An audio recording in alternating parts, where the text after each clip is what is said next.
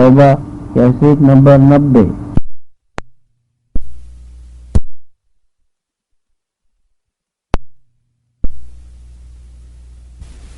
اللهم صل على سيدنا محمد وعلى آل سيدنا محمد كما صليت على إبراهيم وعلى آل إبراهيم في العالمين إنك حميد مجيد۔ قال الله تبارك وتعالى في كلامه المجيد: أعوذ بالله من الشيطان الرجيم، بسم الله الرحمن الرحيم۔ التائبون العابدون الحامدون السائحون الراكعون الساجدون الآمرون بالمعروف والناهون عن المنكر والحافظون لحدود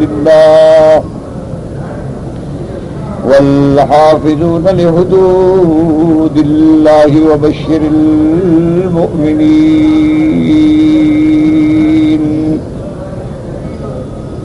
قال المؤلف والمفسر رحمه الله تعالى: أدام النفع بعلومه وعلومكم في الدارين آمين، إلى أن قال: هذا نعت المؤمنين الذين اشترى الله منهم أنفسهم وأموالهم بهذه الصفات الجميلة والخلال الجليلة: التائبون من الذنوب كلها، التاركون للفواحش، العابدون القائمون بعبادة ربهم، محافظين عليها وهي الأقوال والأفعال، ومن أخص الأقوال الحمد، ولهذا قال الحامدون۔ ومن أفضل الأعمال الصيام، وهو ترك الملاذ من الطعام والشراب والجماع، وهو المراد بالسیاحت ها هنا۔ اللہ تبارک و تعالی نے کلام مقدس میں سورۃ التوبہ کی ان آیات مبارک میں مومنین کی صفات کا ذکر فرمایا ہے۔ جیسا الحمدللہ میں نے کئی دفعہ اپنے درس میں عرض کیا ہے کہ اللہ کے قرآن کو پوری طرح دل سے، دماغ سے، قلب و فکر سے، قلب و نظر سے سمجھنے کی کوشش کہ اللہ نے قرآن مقدس میں جو جو باتیں بیان فرمائی ہیں وہ پوری مخلوق کے لیے اور قیامت تک کے لیے باعث ہدایت ہیں، باعث موعظت ہیں، باعث عبرت ہیں، ولیکن شرط یہ ہے کہ میں یعتبر، کون ہے جو اس سے عبرت حاصل۔ اللہ تبارک و تعالی نے قرآن مقدس میں جن جماعتوں کا ذکر کیا ہے اول سے لے کر آخر تک، ان میں ایک جماعت مومنین ہے، اور ایک جماعت کافرین ہے، اور ایک جماعت جو ہے منافقین۔ یہ تین جماعتیں ہیں جن کا پورے قرآن میں ذکر ہے۔ اب پھر مومنین میں درجات ہیں، انبیاء علیہم السلام ہیں، اصحاب کبار ہیں، تابعین ہیں، تبع تابعین ہیں، عباد صالحین ہیں، پھر عامت المومنین ہیں، لیکن سب ہیں مومنین مسلم۔ اسی طرح کافرین میں اللہ نے جو کافروں کا ذکر کیا ہے، اب اس میں مشرک ہیں، وہ بھی کافر ہے، کافر ہیں وہ بھی کافر ہیں۔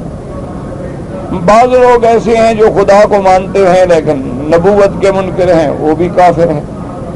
بعض لوگ اللہ کی صفات کے منکر ہیں، وہ بھی کافر ہیں۔ مقصد یہ ہے کہ پھر کفر و شرک کے جتنے انواع ہیں وہ گویا اسی کفر میں آ گئے۔ لیکن حالات کے مطابق چونکہ مکہ مکرمہ میں جب میرے محبوب تشریف لائے ہیں اور حضور صلی اللہ علیہ وسلم کی بعثت ہوئی ہے تو سامنے مقابلے پہ جو کافر تھے وہ مشرک تھے، اس لیے ان کا ذکر مشرکین کے لفظ سے آیا۔ اور ان دونوں کے بعد پھر ایک قسم ہے منافقین۔ اب منافقین میں بھی یاد رکھیں کہ دو قسمیں ہیں بظاہر۔ ایک تو وہ لوگ ہیں جو اعتقاد کے منافق ہیں، عقیدے کے منافق ہیں۔ کیا معنی؟ ظاہر ایمان اندر کفر۔ جیسے کہ میرے آقا کے زمانے میں سرکار دو جہاں رحمت دو عالم صلی اللہ علیہ وسلم کے زمانے میں مدینہ منورہ میں موجود تھے، یہ منافق ہیں اعتقادی، کہ ظاہر میں آ کے کہتے ہیں کہ ہم مسلمان ہیں، نمازیں بھی پڑھتے ہیں، سرکار دو جہاں کی خدمت میں بھی آتے ہیں، اور بعض اوقات تو جہاد میں بھی ساتھ چلے جاتے ہیں،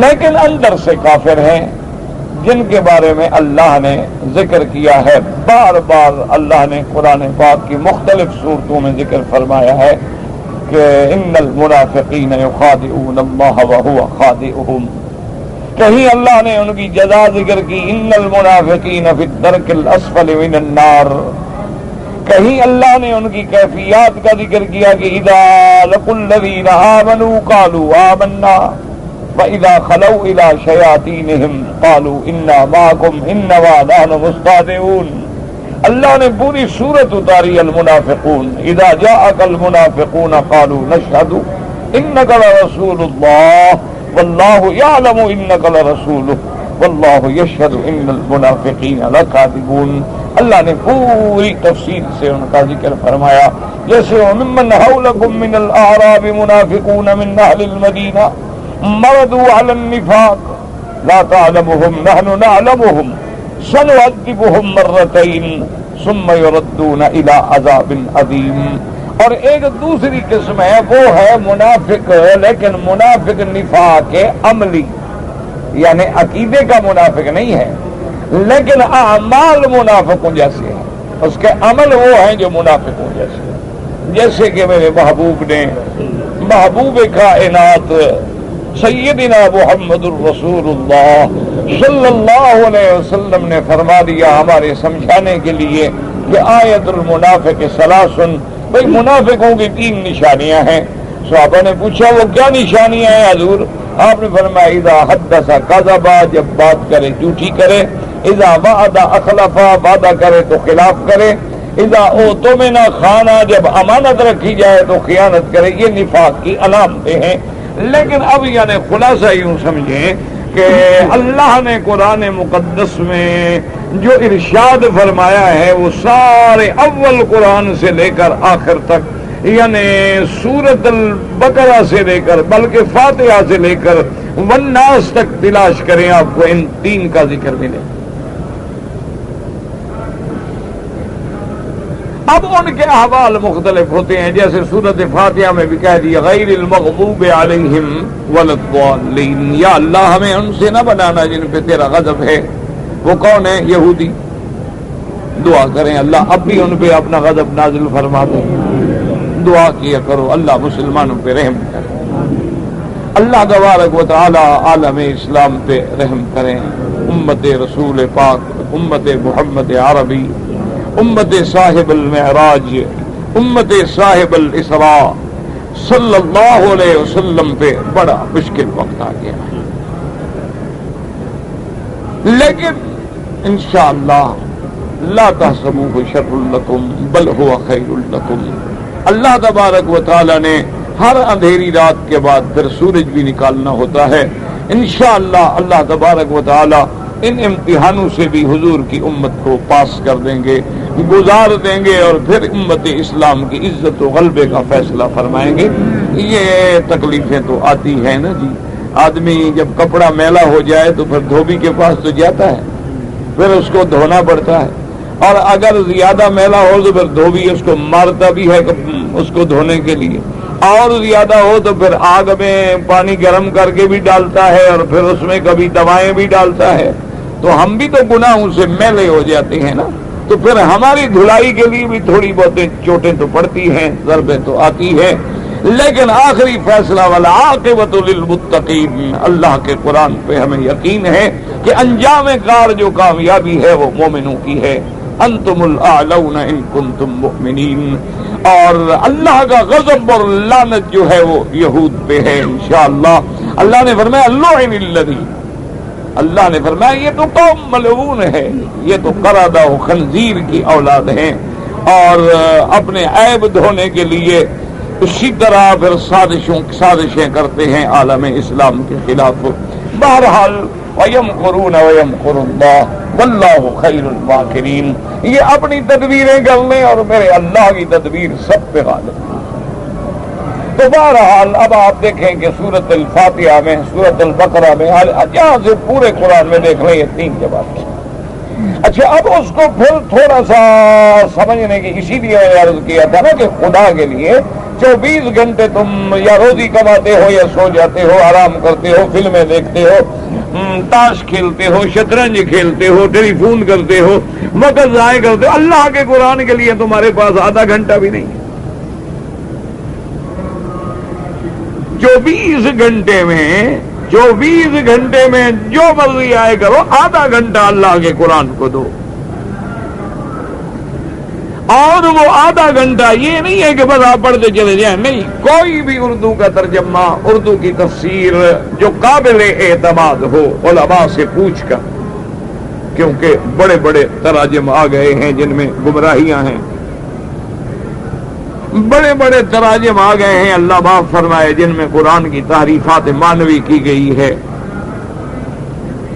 بہرحال یعنی علماء کے اعتماد سے ترجمہ بھی اور تفسیر بھی اردو ہے۔ اب تو ماشاءاللہ اللہ جزائے خیر دے حکومت سعودیہ کو، انہوں نے تقریباً 13 زبانوں میں قرآن شائع کر دیا ہے، 13 زبانوں کے تراجم شائع کیے ہیں، ماشاءاللہ جزاہم اللہ خیرہ۔ اور پھر یہ ہے کہ تمام قراء 7 کی قرات میں بھی قرآن شائع کیے ہیں، کیونکہ بعض لوگ مختلف قراتیں پڑھتے ہیں، اسی لیے آپ حرم میں دیکھتے ہیں نا، کبھی آپ قرآن اٹھائیں گے تو آپ کو سمجھ نہیں آئے گا یہ کیسے لکھا ہوا ہے۔ اس کی وجہ یہ ہے کہ کوئی قرات ورش پہ ہے، کوئی قرات حفظ پہ ہے، مختلف قراتیں نافع پہ ہے، مختلف قراتیں ہیں، 7 قراتیں انہیں سب پہ چھاپ دیا ہے۔ اچھا پھر خدا کی شان ہے کہ ہر ملک کا خط جو ہے، اسلوب جو ہے وہ الگ ہے،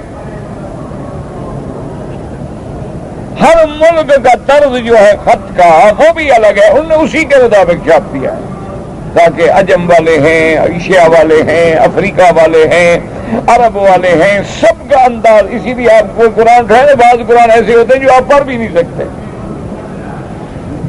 اللہ تبارک و تعالیٰ ان کو جزائے خیر دے۔ تو آدھے گھنٹے دینے کا معنی یہ ہے کہ جب تمہارے پاس فارغ وقت ہو نا جی، کیونکہ اب اللہ کے قرآن کو تو تم فارغ وقت ہی دے سکتے ہو نا، دوستوں کے لیے تو تمہارے پاس آدھی رات کو بھی فون آئے تو حاضر ہو۔ تو بہرحال باوضو ہو کر علیحدہ جگہ پہ بیٹھ کے اللہ کے قرآن کی 3 آیتوں کو پڑھیں، اس کا ترجمہ پڑھیں، تفسیر پڑھیں، اور اسی کو آدھے گھنٹے میں بار بار پڑھیں، 1 دفعہ، 2 دفعہ، 3 دفعہ، 4 دفعہ، 5 دفعہ، جتنا آدھے گھنٹے میں آپ پڑھ سکتے ہیں، اسی 3 آیتوں کو پڑھیں، بس آگے نہ بڑھیں آپ۔ اس طرح جب آپ 3 آیتیں بھی پڑھیں گے انشاءاللہ تو 10 دن میں 30 آیات ہو جائیں گی، اور 1 مہینے میں تو آپ 90 اور 100 آیت پہ پہنچ جائیں گے۔ اور اس میں جو بات سمجھ میں نہ آئے، دماغ میں نہ بیٹھے، وہی ہلکا پنسل سے اشارہ کر دیں، وہ عالم کے پاس جا کے سمجھ لیں۔ پھر جب آپ قرآن کو اس انداز میں پڑھیں گے نا تو اللہ کی بھی قدرت ہے، قرآن کا ایک معجزہ بھی ہے کہ جب آدمی قرآن کی طرف توجہ کرتا ہے اللہ کی رحمت نازل ہوتی ہے اور سینہ کھلتا ہے۔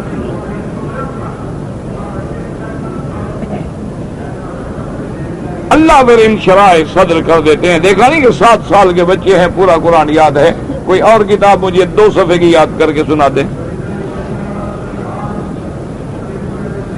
اور کوئی کتاب یعنی آپ لے لیں، کوئی کتاب دے دیں، عربی کی، اردو کی، فارسی کی، انگلش کی، کوئی بھی، اس کو کہیں جی 100 صفحہ یاد کر کے سنائیں، وہ 100 صفحہ یاد کر لے گا، مہینے کے بعد پوچھیں گے تو 1 حرف بھی نہیں آئے گا۔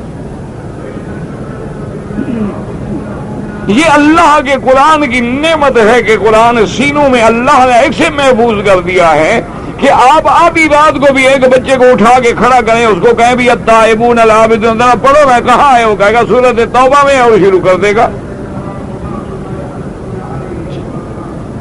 اس دور میں بھی الحمدللہ ایسے ایسے حفاظ بھی موجود ہیں، قاری بھی موجود ہیں کہ الحمدللہ ایک رات میں کھڑے ہو کے الف سے لے کر والناس تک پڑھیں اور ایک غلطی بھی نہ لگے۔ اس سے بڑا اسلام کی حقانیت کی کوئی دلیل ہے دنیا میں؟ کہ آدمی کو اگر اسلام کے لیے دلیل ڈھونڈنی ہے، اللہ نے کہا سب سے بڑی دلیل قرآن ہے، میرے نبی کا وہ معجزہ ہے جو قیامت تک کے لیے۔ آپ حیران ہوں گے کہ ایک حافظ ہے ماشاءاللہ، میرے اپنے مدرسے کے استاد سے فوت ہو گئے، اللہ ان کی قبر پہ رحمت کرے، تو کبھی کبھی ان کو ماشاءاللہ خیال آ جاتا تھا تو اپنے شاگردوں کو بھی جمع کرتے، علاقے کے دوستوں کو، حافظوں کو، قاریوں کو جمع کرتے، اور جناب عشاء کی نماز کے بعد رمضان المبارک میں، بلکہ تراویح کے بعد، عشاء کے بعد بھی نہیں، تراویح کے بعد جناب وہ کھڑے ہوتے اور منزل شروع کرتے اور ساری تک اللہ کا پورا قرآن ختم، اور مجال ہے کہ ایک غلطی کریں۔ حضرت شیخ القراء حضرت قاری فتح محمد صاحب رحمت اللہ علیہ، اللہ ان کی قبروں پہ کروڑوں رحمتیں کرے، ابھی بھی میں ان کے شاگردوں کا کل رات جو ہے ماشاءاللہ 6 بچوں کا قرآن سن رہا تھا، ہر بچے نے مختلف قرات میں سنایا، تو ان کے شاگردوں کے شاگردگی میں بات کر رہا ہوں۔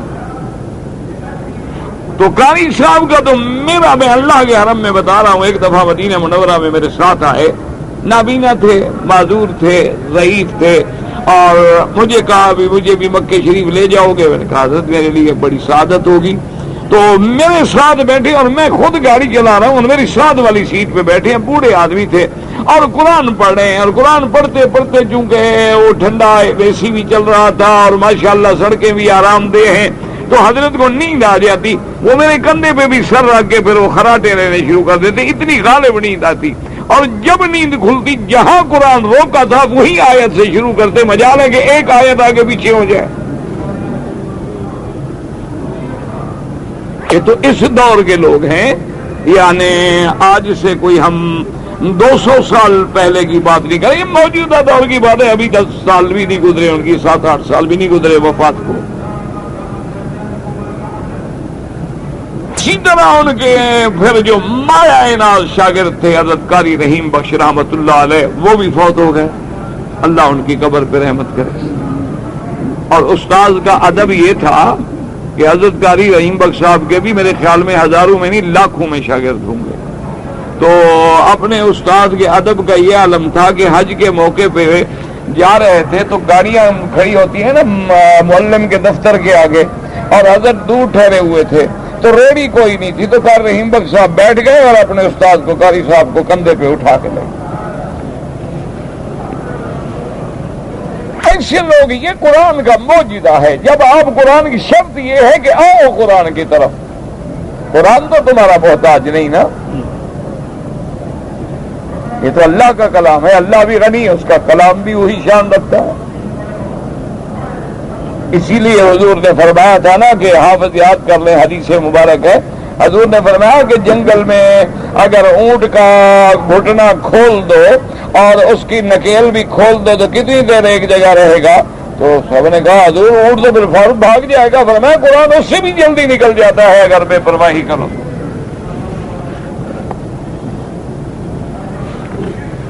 اگر حافظ قرآن بڑا پکا حافظ ہو، پڑھے ہی نہ قرآن، تو قرآن کو کیا ضرورت ہے پھر؟ تو اس لیے آدھے گھنٹے میں قرآن میں غور کریں، تدبر کریں، اور پھر اس طرح سوچیں کہ اللہ نے جو واقعات بیان فرمائے ہیں یہ کوئی قصہ کہانی تو ہے نہیں، یہ کوئی جغرافیہ ہے۔ اور غور کریں کہ قرآن نے جو صفات بیان کی ہیں کہ مومنوں کی یہ صفات ہیں، کافروں کی یہ صفات ہیں، منافقوں کی یہ صفات ہیں، اور یہ کیوں کی ہیں کہ ہم پھر اپنا امتحان کریں کہ ہمارے اندر مومنوں کی جو اللہ نے قرآن میں صفتیں لکھی ہیں ہمارے اندر کتنی ہیں۔ اسی طرح اللہ نے جو کافروں کی صفتیں لکھی ہیں کہیں وہ تو نہیں آ گئی ہم میں؟ اللہ تبارک و تعالیٰ نے جو منافقین کی صفات کا ذکر کیا ہے کہیں ہمارے اندر وہ تو نہیں آ گئی؟ اس لیے قرآن پاک میں غور کریں، اللہ نے کیسے قرآن پاک میں ایک ایک لفظ جو ہے نا وہ موتیوں میں جڑا ہوا ہے اور قیامت تک کے لیے وہ محفوظ ہے. شرط یہ ہے کہ اللہ کے قرآن کو کوئی سمجھنے والا ہو. یہ افسوس ہے، بدقسمتی سے کہنا پڑتا ہے کہ ہم نے قرآن کو صرف قرآن اس لیے سمجھا ہے کہ بیمار ہو جائے تو لکھ کے پلا دو، اور کوئی مولوی قرآن کھول کے فال بھی بتا دیتے ہیں. بعض لوگوں نے محض اپنی روٹی کا ذریعہ بنایا ہے کہ جب بندہ مر جائے تو مولوی قرآن لے کے پہنچ جاتا ہے بخشوانے کے لیے، اوپر پھیر رہا ہوتا ہے مردے کے. زندگی میں پڑھا نہیں، اب مردے کو بخشوا رہا ہے. اور اگر کوئی بڑا آدمی مر جائے تو 4-5 حافظ کرائے کے لے کے قبر پہ بٹھا دو. یہ کوئی گاڑی پہ جانا ہے، کوئی موٹر پہ بیٹھنا ہے تو قیامت کا سفر ہے. یہ تو کرایہ والوں سے نہیں حاصل ہوتا. دیکھیں کہ اللہ نے پہلے فرمایا کہ بھی میں نے مومنوں کے ساتھ ایک سودا کیا ہے کہ جان مال دے دیں جنت لے لیں.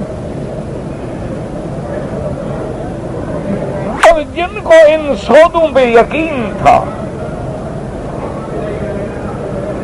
جن کو اللہ کے ان احکام پہ یقین تھا، پوری دنیا پھر ان سے ہل گئی. صحابی ایک بادشاہ کی دربار میں آئے، پرانے کپڑے ہیں اور ہاتھوں میں تلواریں ہیں اور جناب بوریوں کی ٹوپیاں سر پہ رکھی ہوئی ہیں. آگے پیش ہوئے اور سیدھے چلتے آئے، کھڑے ہو گئے. السلام علیکم اتبع الہدیٰ. انہوں نے کہا کہ بھائی عجیب بات ہے، بادشاہ کی دربار میں ایسے آتے ہیں، تمہیں تو پروٹوکول بھی نہیں آتا. یہ بادشاہ ہیں ہمارے، ان کے دربار میں آنے کے لیے پہلے آدمی جھکتا ہے، پھر وہ فرشی سلام کرتا ہے، پھر ہاتھ باندھ کے سامنے کھڑا ہوتا ہے. تم کیسے اجڑ لوگ ہو، جنگلی لوگ ہو. وہ مسکرائے. انہوں نے کہا بات سنو، تمہارے بادشاہ کے یہی احکام ہوں گے، ہمارے بادشاہ کا حکم ہے کہ اللہ کے سوا کسی کے آگے نہیں جھکتے. ہم تو اللہ کے نبی کے آگے نہیں جھکتے، تمہارا بادشاہ کون ہے؟ ہم تو حضور صلی اللہ علیہ وسلم کے آگے بھی نہیں جھکتے، سجدہ نہیں کرتے. ہم نے تو کبھی حضور کے سامنے بھی ہاتھ باندھ کے نہیں کھڑے ہوئے.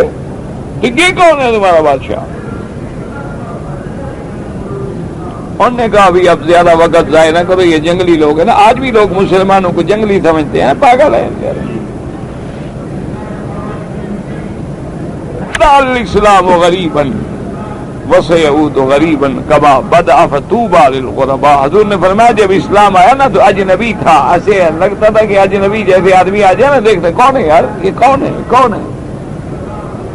اور فرمایا پھر بھی میرا دین وقت آئے گا پھر ایسے اجنبی ہو. انہوں نے کہا کہ اچھا جی بات کریں کیوں آئے. انہوں نے کہا جی ہم تو 3 باتیں ہماری، اسلم تسلم، اسلام لے آؤ، ہمارے بھائی بن جاؤ. انہوں نے کہا اچھا اگر ہم اسلام نہ لے آئے، انہوں نے کہا نہ لے آؤ تو پھر ہمیں جزیہ ادا کرو، ہم تمہاری حفاظت کریں گے. تمہارا دشمن کوئی تم پہ حملہ کرے گا ہم تمہارے ساتھ دیں گے. انہوں نے کہا اچھا اگر وہ بھی نہ دیں. انہوں نے کہا وہ بھی نہ دیں تو پھر میدان میں تلوار فیصلہ کرے گی. شاہ اس نے اپنے ماتحتوں کو حکم دیا کہ یہ تو مجھے بے وقوف لگتے ہیں. اب بہرحال میں ان کی طرح تو نہیں کر سکتا، میں بادشاہ ہوں. ایسا کرو کہ ایک ٹوکرے میں مٹی بھر کے لے آؤ اور ان کو دو کہ یہ جائیں اور اپنے آقا کو، اپنے بادشاہ کو پیش کریں. گویا کہ ان کے منہ میں نے مٹی ماری ہے، ہماری طرف سے ان کو یہ جواب ہے. وہ منہ میں مار دیں یا ٹوکرے میں بھر کے دیں، بات تو ایک ہی ہے. وہ جناب جلدی سے ٹوکرے میں لے کے آ گئے. انہوں نے لیا اور کہا الحمدللہ، خوش ہو گیا، مسکرا رہے ہیں اور خوش ہو رہے ہیں اور کہہ رہے ہیں الحمدللہ.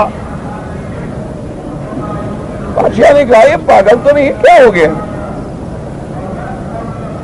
آج بھی آدمی سنت کے مطابق داڑھی ہو، پنڈلی تک اس کے چادر باندھی ہوئی ہو، سر پہ پگڑی ہو، امامہ ہو حضور کا، مسواک بھی جیب میں ہو، تو لوگ کہیں گے دیکھو کارٹون ہے بیچارہ.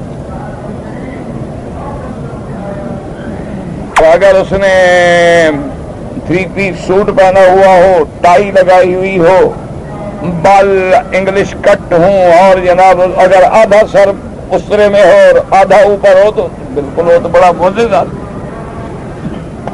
چاہے وہ بیچارہ شکل میں یعنی بالکل دور سے کردا ہو بندر کی طرح نظر آئے، لیکن فیکشن ہے۔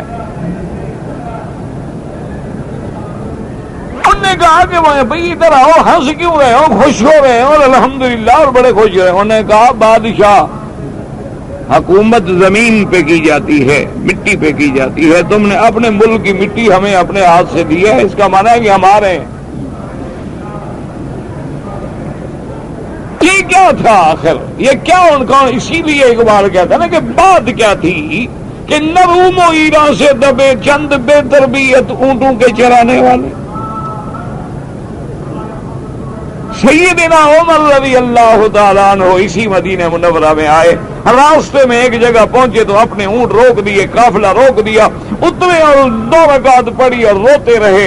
جب فارغ ہوئے تو صحابہ نے پوچھا کہ ماذا بک یا امیر المؤمنین، کیا بات ہو گئی؟ فرمایا یہی جگہ ہے، کبھی ہم اونٹ چراتے تھے اور آج خلیفہ رسول اللہ بن کے گزر رہا ہوں۔ فرمایا انہی وادیوں میں تو ہم اونٹ چرایا کرتے تھے،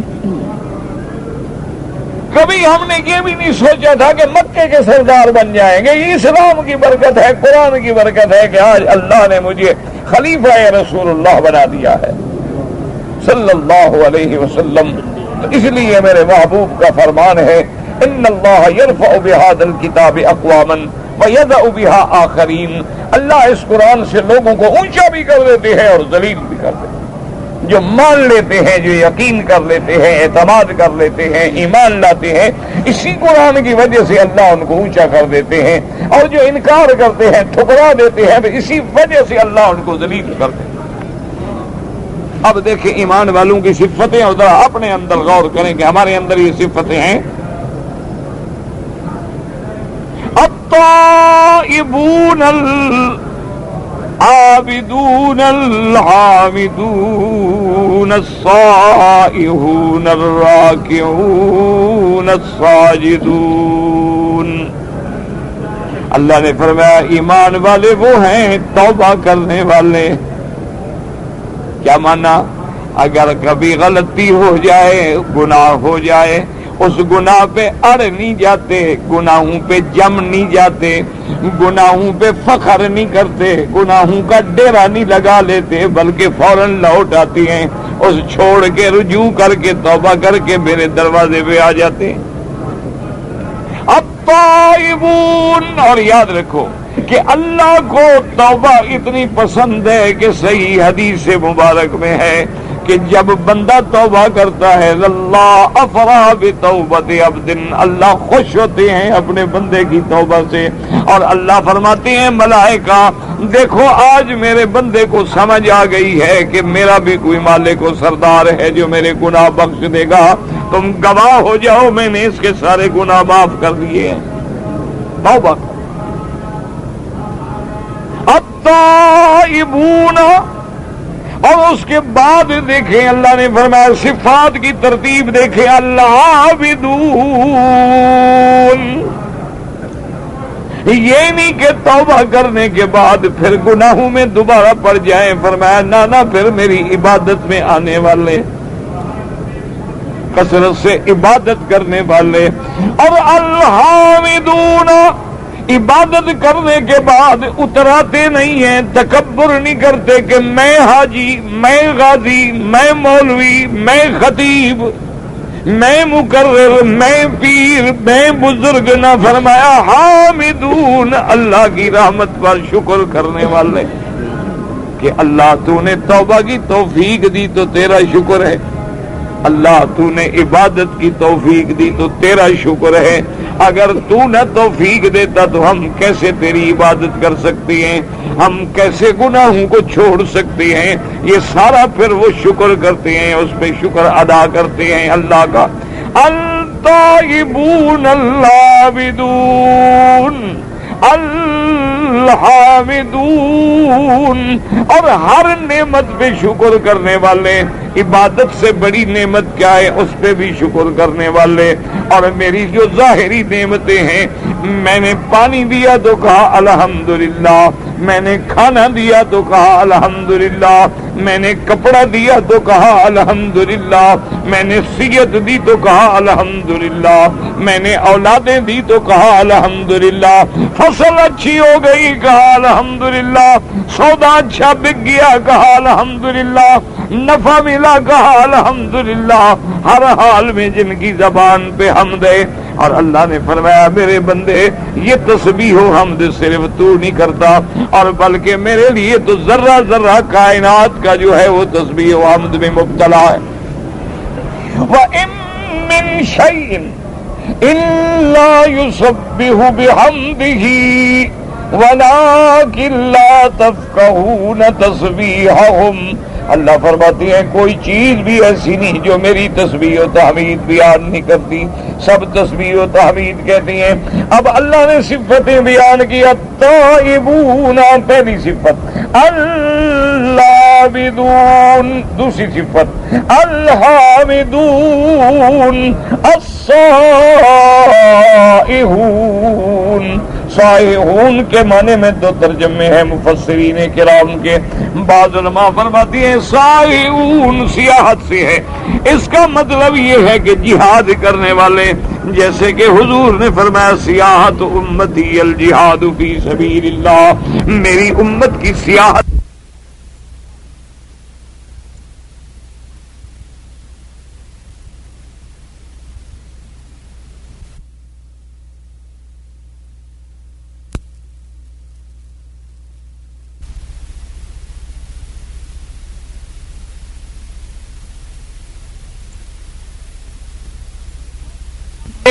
وہ دنیا میں جا کے لطف اندوز ہونے کے لیے سفر نہیں کرتے، وہ سیاحت کر کے نعوذ باللہ گناہوں میں لذات میں نہیں کھو جاتے کہ فلاں ملک میں جائیں کلب مل جائیں گے، فلاں ملک میں جائیں اریاں عورتیں مل جائیں گی، فلاں ملک میں جائیں شرابوں پہ پابندی نہیں ہے۔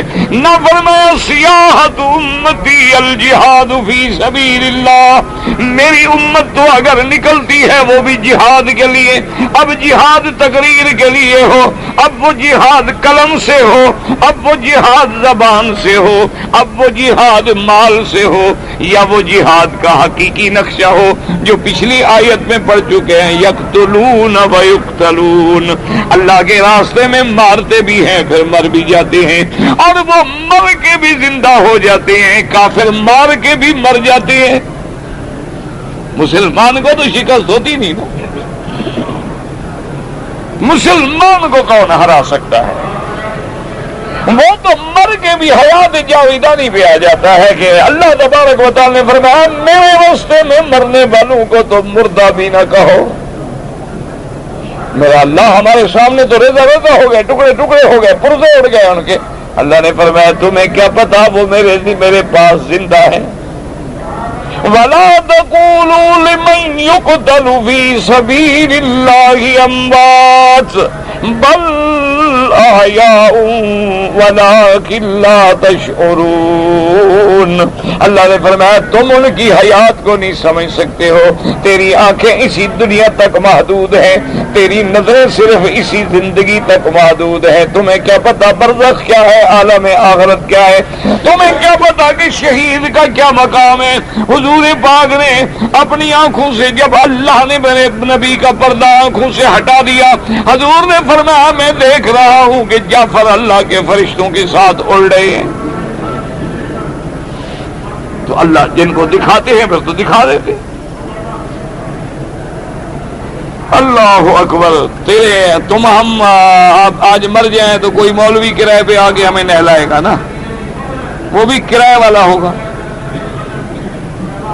وہ بھی بیچارہ یہی امیدیں لے کے۔ بہت کم لوگ ہوتے ہیں جو اللہ کے لیے کسی کو نہلا دیتے ہیں کہ چلو یار مسلمان فوت ہو گیا غسل دے دو۔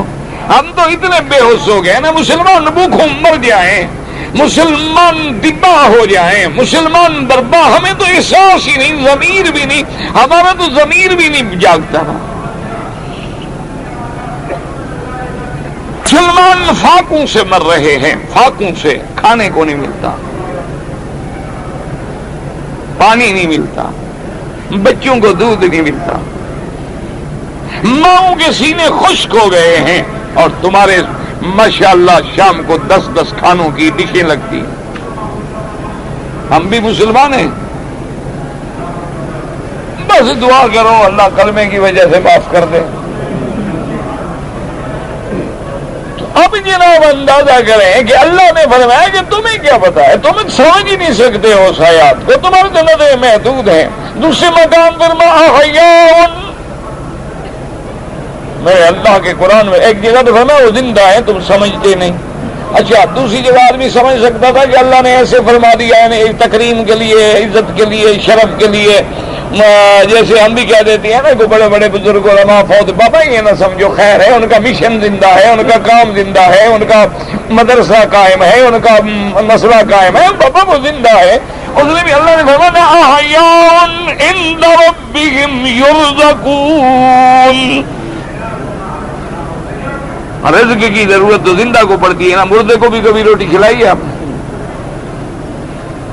نا. جب آپ کا ہمارا کوئی بھائی مر جائے تو اس کو بھی کوئی ذرا پراٹھے چراٹھے پکا کے کھلاتے ہو, چلو یار آخری دن جا رہا ہے آج تو اچھی روٹی کھا لینا. تو رزق کی جو علامت ہے کھانا جو ہے یہ تو زندہ کی ہے. اللہ نے فرمایا وہ تو میرے یہاں رزق مزے کر رہے ہیں, جنت کے رزق بھی کھا رہے ہیں. صرف فرضی کلام ہی زندہ نہیں, صرف لفظی طور پہ زندہ نہیں, صرف مجازی طور پہ زندہ نہیں, وہ تو میرے بعد رزق نعمتیں کھا رہے ہیں. اور تیرا میرا غسل مولوی کر دے گا, کوئی کرائے والا کر دے گا. اور شہید کا مقام یہ ہے کہ ایک بی بی پردہ کر کے کھڑی ہے. حضور نے پوچھا کیا بات ہے بیٹی؟ فرمایا یا رسول اللہ میرے شوہر کو غسل کی ضرورت تھی, جنابت کی حالت میں تھے, غسل کے لیے بھی نہیں روکے, جہاد میں آ گئے, میں نے سنا ہے شہید ہو گئے ہیں, ان کو غسل دے دیں. حضرت حنظلہ رضی اللہ تعالیٰ عنہ, حضور پاک نے فرمایا بیٹی تجھے مبارک ہو, تیرے شوہر کو, میرے صحابی کو اللہ نے فرشتے بھیجے ہیں, غسل دے رہے ہیں. ایسی خوش نصیب بیویاں ہوں گی جن کے شوہروں کو غسل ملائکہ دیتے ہوں. ہاں جی, ہمارے تو غسل کہاں ہوتے ہیں, کلب میں یا پب میں. اللہ اکبر, یہ ہے خوش نصیب بیویاں کہ اللہ کے نبی فرما رہے. اور صحابہ کہتے ہیں, دیکھو ایمان دیکھو نا صحابہ کا, ان نے جب سنا جو حضور کہہ رہے ہیں کہ اس کو فرشتوں نے غسل دیا ہے, صحابہ دوڑ پڑے, وہ دیکھیں یار وہ خوش نصیب کون ہے. کہتے ہیں جب ہم حنظلہ کی لاش کے پاس آئے, اس کے بالوں سے تازہ پانی ٹپک رہا, یعنی حقیقتاً غسل دیا گیا, یہ نہیں کہ مجازن. یہ تو نہیں کہ جب اللہ نے کہا فرشتوں کو میرا بندہ پاک ہے, ورنہ شہید کو تو غسل دیا نہیں جاتا تاکہ وہ اسی خون کے ساتھ قیامت میں کھڑا ہو اللہ کی دربار میں. تو اس لیے اللہ تبارک و تعالیٰ کہ میری امت کیا ہے, سائحون یعنی مجاہد. یا بعض علماء نے فرمایا سائحون مانا روزے رکھنے والے, سائمون روزے رکھنے والے. کیوں؟ روزہ بھی بڑی عبادت ہے کہ اس نے اللہ کے لیے عقل, شرب, جماع, کھانا پینا, بیوی, جماع, ہر لذت چھوڑ کے اللہ کے لیے بیٹھا ہے. اس لیے اللہ کی فرمان ہے, حضور صلی اللہ علیہ وسلم نے فرمایا کہ اللہ کا فرمان ہے, اللہ فرماتے ہیں الصوم لی وانا اجزی بہ, کہ میرا مدنی اپنی امت کو بتلا دو کہ روزہ میرے لیے ہے, اس کا بدلہ بھی میں دوں گا. ہر چیز کا بدلہ تو اللہ دیتے ہیں, لیکن روزے کا کیوں کہا گیا کہ اس کا بدلہ میں دوں گا؟ تو محدثین نے, علماء نے لکھا ہے اس کی وجہ یہ ہے کہ روزہ ایک ایسی عبادت ہے کہ جس میں ریا نہیں ہوتا. کیوں؟ روزہ جو ہے نا وہ بندے کے اور اللہ کے درمیان ہے, بندے کو پتہ ہی نہیں لگتا. کوئی بندہ ایسے آ جائے کہے جی مجھے روزہ تھا, ہمیں کیا پتا تھا کہ نہیں تھا.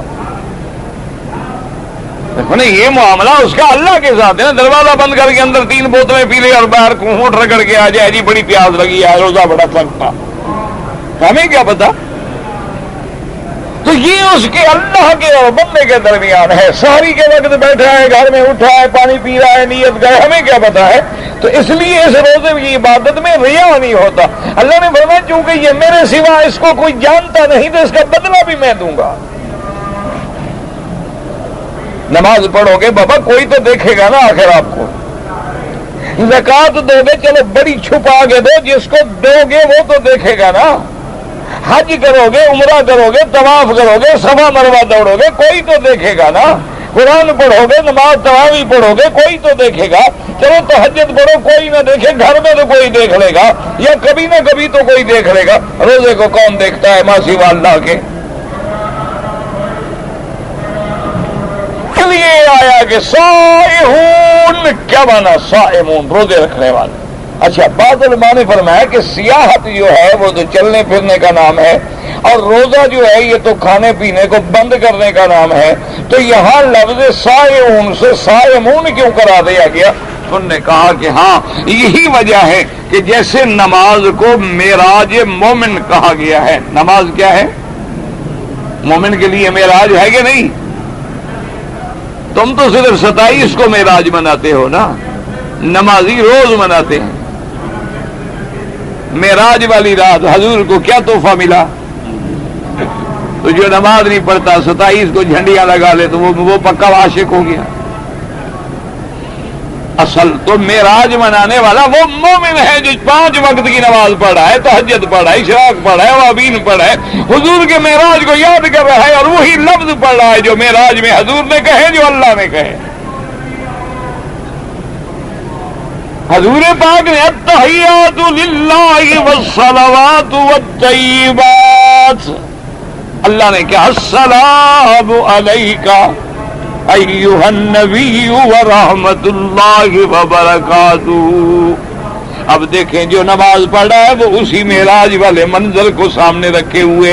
اس لیے حضور نے فرمایا کہ مومن کی نماز معراج ہے, اور مومن کی نماز جو اصل نماز ہے وہ تو یہ ہے کہ ان تعبد اللہ کأنک تراہ, تم ایسے نماز پڑھو کہ گویا خدا کو دیکھ رہے ہو.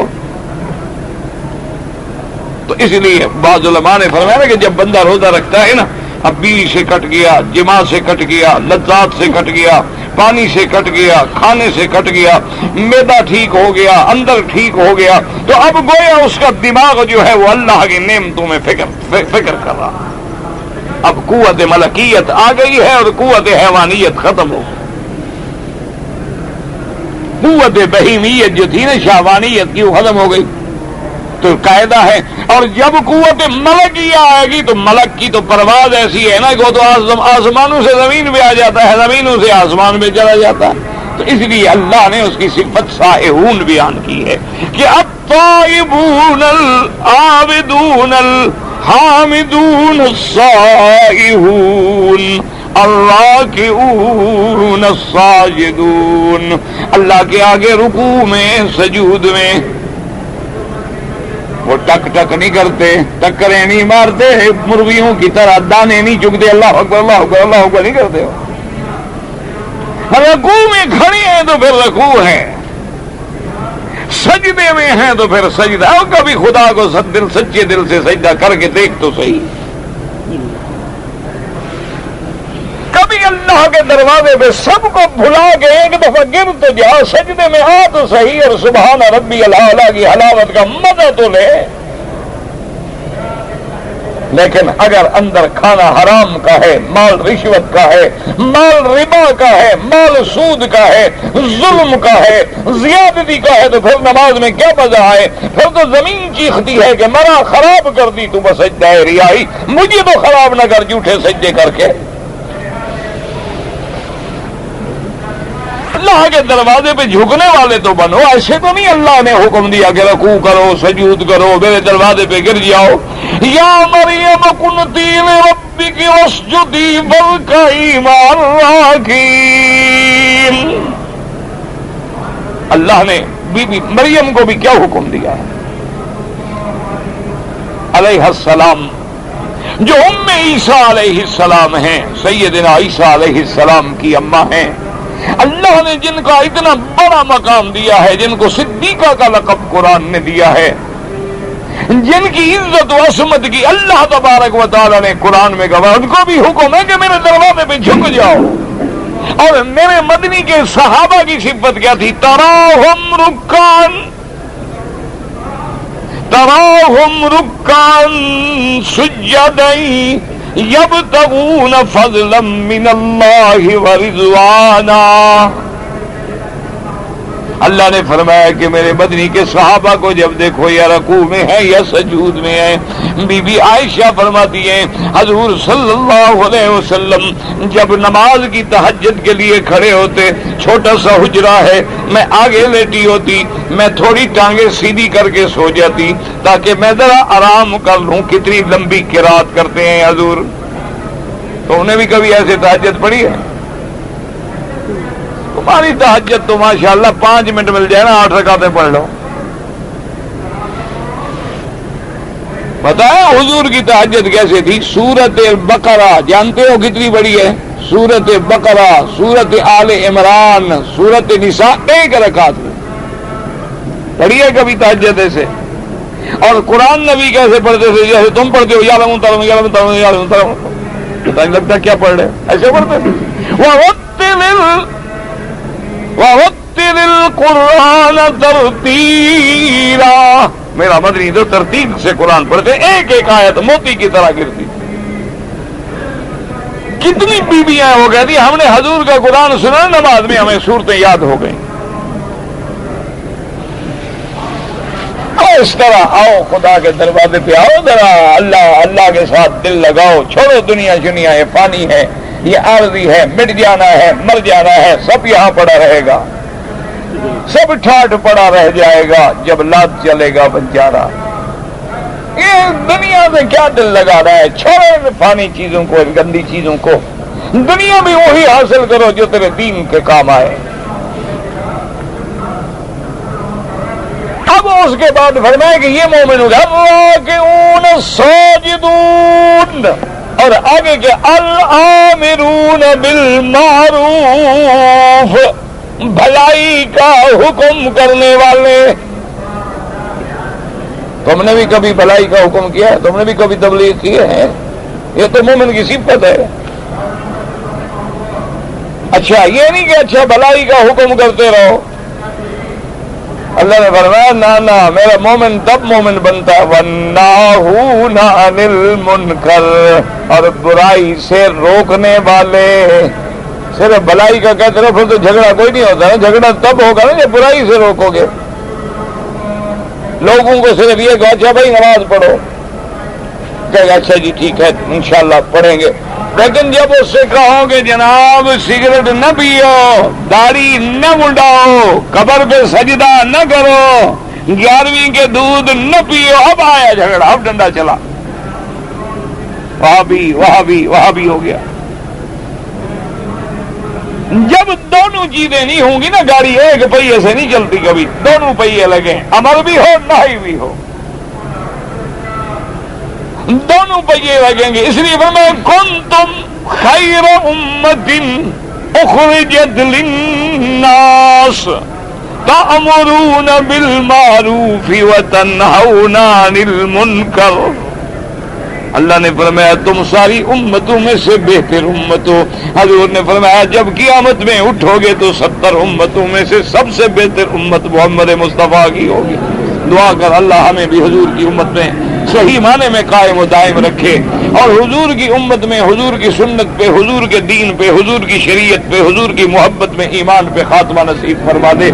دل سے دعا کیا کریں، اور حضور کی امت کے لیے، حضور کی ماننے والوں کے لیے، کلمہ پڑھنے والوں کے لیے رات دن جو ہے نا اللہ کے دروازوں پہ گر جاؤ، رب منا لو، سارے مسئلے حل ہو جائیں گے.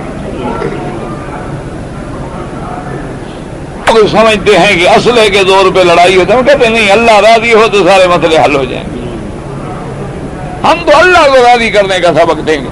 الآمرون بالمعروف والناہون عن المنکر، اور آگے دیکھیں ایک لفظ ہے کتنا جامع، والحافظون لحدود اللہ، اور اللہ نے جو حدیں بنا دی ہیں ان کی حفاظت کرنے والے کبھی حد توڑ کے اللہ نے بیوی حلال کر دی اجنبی عورت حرام کر دی کبھی حد توڑ کے ادھر نہیں جاتا اللہ تبارک و تعالی نے تجارت حلال کر دی سود حرام کر دیا کبھی تجارت سے نکل کے سود میں نہیں جاتا اللہ نے تنخواہ لینا حلال کر دی لیکن رشوت لینا حرام کر دی اللہ کے حدود کی حفاظت کرنے والا بالکل حدود کو نہیں توڑتا جب یہ صفتیں آ جائیں اللہ نے فرمایا وَبَشِّرِ الْمُؤْمِنِينَ اور جن ایمان والوں میں یہ صفتیں آ گئیں حضور ان کو مبارک دے دیں خوشخبری دے دیں دعا کرو اللہم اجعلنا من المؤمنین یا اللہ ہمیں بھی ایمان والوں میں بنا دے کھانا پکانے میں زمزم استعمال ہو سکتا ہے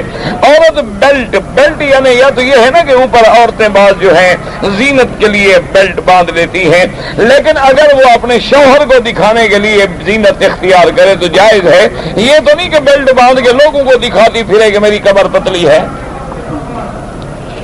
یہ تو اس کے استعمال پر ہے نا کس کو دکھائے گی بیلٹ باندھ کے اگر وہ اپنے شوہر کے لیے اچھا لباس پہنے اچھا میک اپ کرے سنگار کرے اس کو تو اتنا ثواب ملتا ہے جیسے مجاہد سرحد کی حفاظت کرتے اللہ نے فرمایا اس عورت کو بھی میں مجاہد کا ثواب دیتا ہوں کہ شوہر کو گناہوں سے بچا رہی ہے لیکن اگر جناب وہ شادی پہ جائے پارٹی پہ جائے تو میک اپ سنگار اور شوہر گھر آئے تو معلوم ہو کہ ابھی کوئی بھوت بیٹھا ہے گھر میں پھر چیختی ہیں کہ دیکھو جی مرد دوسری شادی کرتے ہیں تو جب روٹی گھر میں نہیں ملے گی تو منہ تو مارے گا کہیں بیٹی کا نام تھا حدیقہ اگر میں وہ فوت ہو گئی دوسری بیٹی کا وہی نام رکھ لوں کیا ہے نام رکھنے دے آدمی فوت ہو جائے گا کیوں ڈر رہے ہو بھائی نام رکھنے دے فوت ہو جائے گا تو قیامت تک جو سارے نام چلا رہا ہو تو سارے فوت ہو گئے کوئی نام والا بھی نہیں بچا عجیب لوگوں کے خیال ہیں ایک نام رکھا تھا بیٹی مر گئی وہی نام رکھوں گا دوسری بھی مر جائے گی اللہ کے بندے تم جی رہے ہو بیٹی مر گئی تو اب تک ہر کسی کی عمر ہے داڑھی رکھنا سنت رسول ہے صرف سنت رسول نہیں سنت الانبیاء والمرسلین ہے اور اس کا بار بار گٹانا جو ہے وہ گناہ کبیرہ ہے اور آدمی فاسق ہو جاتا ہے اب سے زیادہ برائی یہ لوگ کرتے ہیں قوم لوط والا پھر بڑے بڑے گناہ ہیں یہ بھی بڑے گناہوں میں ہے کبائر میں ہے اللہ بچائے اگر کوئی آدمی اپنا گھر بنائے تو اس کے ہر کونے میں کھڑے ہو کے اذان دے نماز نہ پڑھنا مسجد میں اذان دیتے رہنا گھر میں بس یہ بدعت ہے کوئی اذان شدان دینے کی ضرورت نہیں اگر کوئی آدمی آیا ہے کویت سے ایک عمرہ کر لیا اور عمرہ کرنا چاہے کوئی پابندی نہیں نفلی عبادت ہے جتنا مرضی آئے کریں لیکن جتنے دن اللہ مکے میں رکھے اس عمرے سے طواف زیادہ افضل ہے جو ہمارے رشتہ دار فوت ہو گئے ہاں بالکل ان کے لیے بھی کر سکتے ہیں اگر ایک عورت ہے حافظہ قرآن ہے تراویح کے اندر رمضان میں عورتوں کو سنائے قرآن بالکل سنائے بالکل نفل پڑھائے کوئی بات نہیں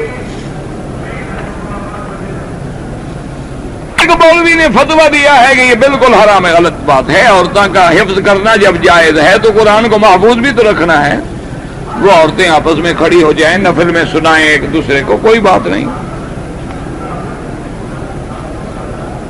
ایک زمین ہم نے خریدی تھی کہ مکان بنائیں گے جب مکان کی نیت سے خریدی تو زکوٰۃ نہیں ہے پھر حالات ایسے ہو گئے کہ ہمیں بیچنی پڑ گئی ہم نے بیچ دی اور اسی پیسوں سے ہم نے دوسری زمین رہنے کے لیے لے لی کوئی زکوٰۃ نہیں اگر مسجد عائشہ سے کوئی احرام باندھ کے عمرہ کرے بالکل جائز ہے نہ ہوتا تو حضور کیوں حکم دیتے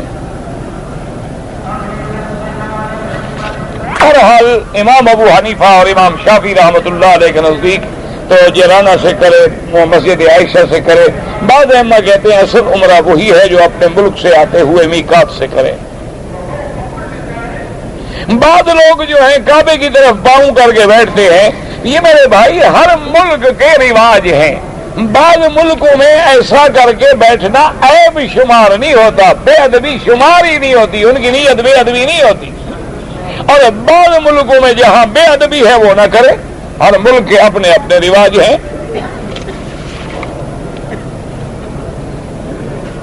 اگر کوئی آدمی امام کے رکوع میں جانے سے پہلے جھک جائے گناہگار ہے.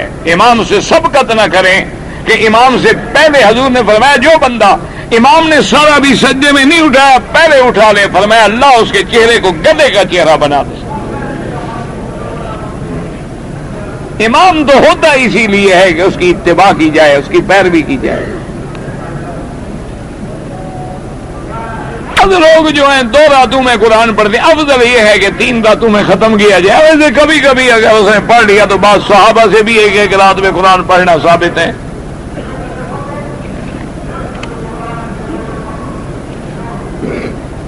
ایک آدمی ہے بار بار آتا ہے کعبۃ اللہ میں اور ایک گناہ کی اس کو عادت ہے, وہ توبہ بھی کرتا ہے لیکن پھر توبہ توڑ دیتا ہے.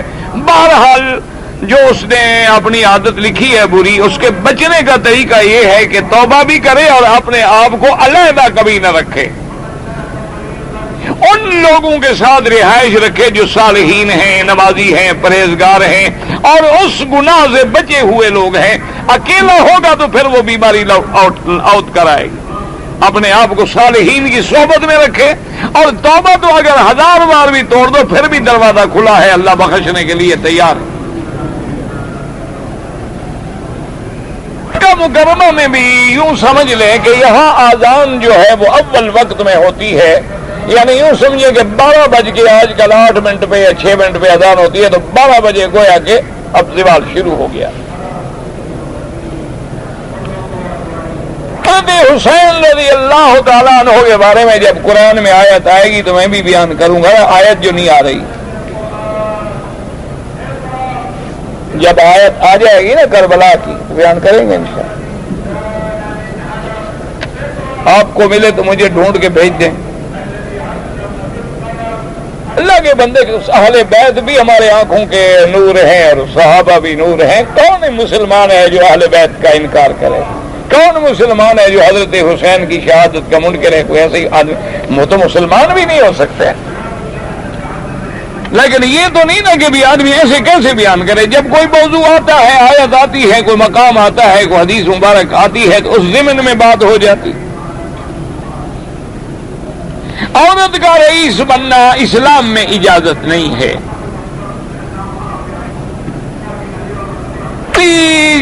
کمپنی کا مجھ سے نقصان ہو گیا, میری نوکری خطرے میں ہے, اللہ پاک آپ کی مدد کریں اور آپ نے اللہ کے دروازے پہ توبہ کریں, کثرت سے استغفار کریں, اللہ پاک معافی عطا فرمائیں گے.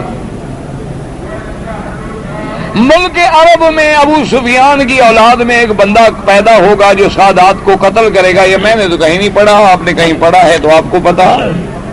حضرت امام مہدی جو ہے وہ حضرت عیسیٰ علیہ السلام سے پہلے آئیں گے. ابھی بڑی دیر ہے. خروج الدابہ ہے, خروج یاجوج ماجوج ہے, خروج الدجال ہے, پھر نزول عیسیٰ ابن مریم ہے. اللہ عالم کتنا وقت پڑا ہے. بالکل آپ مسلمانوں کے لیے دعا کریں, ہر حال میں ہر وقت دعا کریں. انگوٹھی پہنے ہوئے اگر ہم نماز پڑھیں, اگر انگوٹھی چاندی کی ہے مرد کے لیے وہ تو سنت ہے, اور سونے کی نہ پہنے. عورت کے لیے سونے کی بھی جائز ہے, چاندی کی بھی جائز ہے, نماز بھی پڑھے, زیور پہنے, نماز پڑھے, کوئی منع نہیں. لیکن اپنے زیور جو ہے, اپنا سنگار جو ہے وہ ان کے صرف اس کے گھر کے لیے ہے. اگر میں نے بینک میں نوکری کی ہوئی ہے, دوسری نوکری ڈھونڈیں, جب تک نہ ملے کرتے رہو. جب دوسری جگہ مل جائے تو اسلامتی ادارے کو چھوڑ دو. ویسے جو تنخواہ لی ہے تم نے وہ حلال ہے. کوئی سعودی لوگ تھوڑی داڑھی رکھتے ہیں, ہم نے نبی کا کلمہ پڑھا ہے, ان کا کلمہ پڑھا ہے. سنت حضور کی ہوگی, اللہ کے نبی کی ہوگی. اگر کوئی سعودی آدمی سگریٹ پیتا ہو ہم سگریٹ شروع کر دیں, یہ کیا بات ہوئی؟ سعودی بھی حضور کی سنت کا غلام ہے, ہم بھی حضور کی سنت کے غلام ہیں. اگر وہ غلطی کرتا ہے تو غلطی ہے. اگر ایک آدمی نے عمرے کا طواف کیا ہے لیکن کندھا بھی نہیں نکالا اور رمل بھی نہیں کیا, بھول گیا, کوئی جرمانہ نہیں ہے. اگر کرتا تو ثواب تھا, نہیں کیا تو جرمانہ کوئی نہیں. سالے کی لڑکی سے شادی ہو سکتی ہے, وہ تمہاری بیوی کی کیا بنے گی؟ مجھے رشتے آتے نہیں، اس لیے پہلے وضاحت سے لکھیں پھر میں سمجھا سکوں گا۔ ہندو کے گھر سے کھانا کھانا جائز ہے اگر یقین ہو کہ کوئی حرام نہیں ملا ہے تو کوئی حرج نہیں، کافروں کا کھانا بھی جائز ہے، ہندو کا بھی جائز ہے۔ لیکن بعض ہندو بڑے خبیث ہوتے ہیں، وہ کوئی نہ کوئی چیز حرام ڈال کے مسلمان کو کھلا دیتے ہیں، اس لیے ایسی چیزوں میں احتیاط کریں۔ اگر ایک آدمی نے پیشاب کیا اور اس کے بعد اس نے وہ ٹیشو پیپر استعمال کیا، پانی سے استنجا نہیں کیا، کوئی حرج نہیں، بالکل ٹھیک ہے۔ اگر جو ہے جی کہ مسجد الحرام کے علاوہ دوسری مسجدوں میں اذان کے فوراً بعد خطبہ شروع ہو جاتا ہے تو پہلی اذان تو ہو چکی ہوتی ہے نا، آپ جب جائیں سنتیں پڑھ لیں۔ اگر ایک عورت کو حیض ہے تو کیا وہ روزہ رکھ سکتی ہے؟ نہیں رکھ سکتی، نہ نماز نہ روزہ جب تک پاک نہ ہو۔ جی کہ تبلیغ والے جب آتے ہیں تو ہماری مسجدیں پلید ہو جاتی ہیں، اللہ معاف کرے، اللہ ہدایت، دعا کریں اللہ ایسے لوگوں کو بھی ہدایت دے کہ کوئی نمازی آئے، قرآن والا آئے، اللہ والا آئے تو جگہ پلید ہو جائے، اور قوالی والے آئیں، مجرے والے آئیں، گانے والے آئیں تو مسجد پاک ہو جائے۔ یہ اللہ کی شان ہے۔ خرد کا نام جنو رکھ دیا، جنو کا نام خرد، جو چاہے تیرا حسن کرے شواساس کرے۔ بہرحال دعا کریں اللہ ہدایت دے، اللہ مسلمانوں کو فتنوں سے بچائے۔ اگر عورت اپنا حافظ قرآن ہے، وہ تراویح یا نفل میں عورتوں کے درمیان میں کھڑی ہو کے سنائے، انشاءاللہ جائز ہے، کوئی حرج نہیں۔ متعزلہ، واہ بھائی واہ، متعزلہ کیا بولا؟ معتزلہ تو ہے، متعزلہ جب تمہیں پتہ نہیں تمہیں جھگڑوں میں پڑا بھی نہ کرو، لفظ نہیں آتا تو پوچھنے کی کیا ضرورت ہے؟ اگر میں سنتیں پڑھ رہا تھا اور نماز فرض کھڑی ہو گئی، اگر تمہیں یقین ہے کہ پوری کر کے میں رکعت میں مل جاتا ہوں تو پوری کر لیں، ورنہ توڑ دیں اور نماز میں مل جائیں اور بعد میں سنتیں پڑھ لیں۔